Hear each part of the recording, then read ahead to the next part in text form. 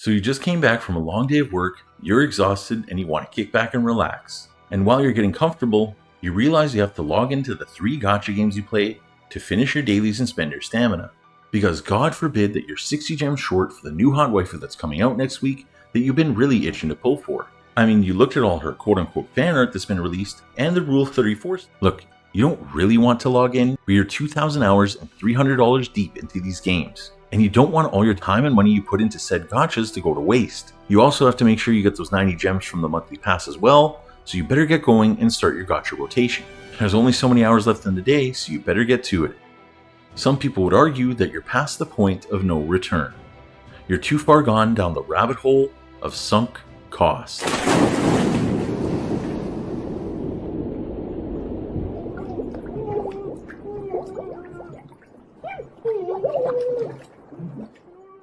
Alright, but in all seriousness, you don't have to log in and do your dailies.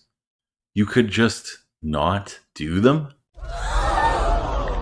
But you have to ask yourself, are you really enjoying these games anymore? Because that's the most important question.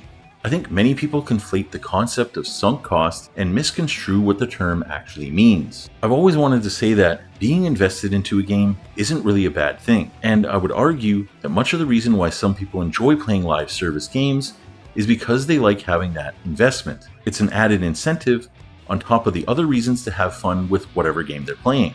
They enjoy seeing the time and effort they put into the game matter for the long-term progress of their accounts. They feel that having a stake in their accounts makes them more willing to log in and continue with patch content, update cycles, and all that jazz that's associated with ongoing games. And I'll admit that I'm one of those people. Now, that doesn't mean that I don't appreciate the one and done experience with new releases. I mean, my game of the year is a single player AAA title that I absolutely loved every single one of the 125 hours I put into it. And Grand Blue Fantasy Relink was such a fun time this year as well. I really enjoyed Grand Blue Relink and wish Psy Games would have made it into a live service model because I would absolutely still be playing it to this day if it was. Now, I've seen many people say that a lot of gacha players, and let's be honest here, specifically Genshin players, are too far down the rabbit hole and that they're only still playing Genshin Impact or their favorite gacha game because of, in their words, players having an artificial attachment to the game. Look, I know Genshin has a large target on its back,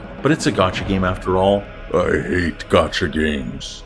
A lot of people say that gacha games are pay-to-win trash, but buying a new single-player AAA title multiple times per year gets really, really pricey. I'm Canadian, eh? Great on. And a brand new game at full price is about $100 for me, which is a steep price for entertainment that might only last 30 to 40 hours on average, depending on the game of course, or hell, you might not even like the game at all. My most recent regret purchase was Dragon's Dogma 2, which I paid full price for on release, and I quickly stopped playing it because I found it to be extremely boring and bland. Now that's $100 I'm never going to get back. I know I'm stupid for buying digital, but it is what it is. And I know some of these gem packs in these gacha games are, in my opinion, way overpriced. I don't advocate for people to swipe constantly and get themselves to be invested in a forceful way, only realizing afterwards that they feel obligated to log in because they spent so much money initially. I feel like you should really only spend money on gacha if you know for sure that you enjoy the game first before having spent a dime. Play the game for a while before spending anything. Maybe start out as a super low spender if you know for sure you want to get a little bit more out of the game while you explore it for yourself and try to decide if you're going to stick with it long term. If you do eventually quit shortly after, then you won't be too far deep as to regret your small purchase of the monthly pass or whatever. Sunk cost fallacy is not something you can accuse anyone of having.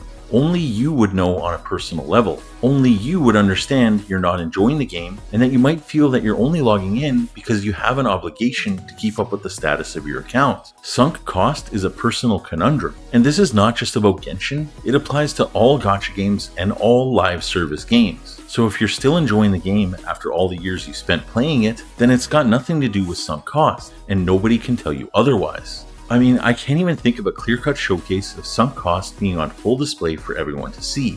The only example I can think of is maybe Will Smith's marriage.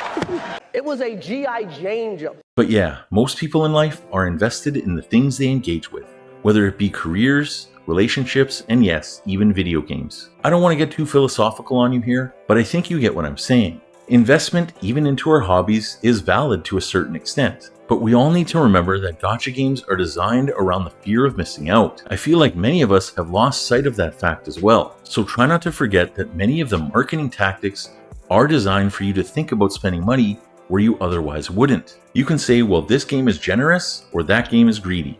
But at the end of the day, every single one of these gachas want you to spend your hard-earned dollars on their game. I'm not trying to guilt anyone about how they spend their money. I'm just saying to remember and be aware of the gacha FOMO factor, so that you don't wind up making a purchase you end up regretting. The only thing left I want to say is spend responsibly and play the games you want for fun, first and foremost. While it's fine to want to sink your teeth into a game, or slam your wallet down for the next waifu that caught your eye, don't forget to enjoy the game for what it is, and simply just have fun. Or maybe none of this matters to you at all, because you decided that playing gacha games would be your next career path. Dear God, why did I choose to make a gacha gaming channel? I hope the hell this isn't me in the future. I'll probably just wind up jumping off a... My heart belongs to me. You're never gonna let me go, and I will never let you go. And now I'm feeling stronger, feeling stronger. You're never gonna let me go, and I will never let you go. And now I'm feeling stronger, feeling stronger.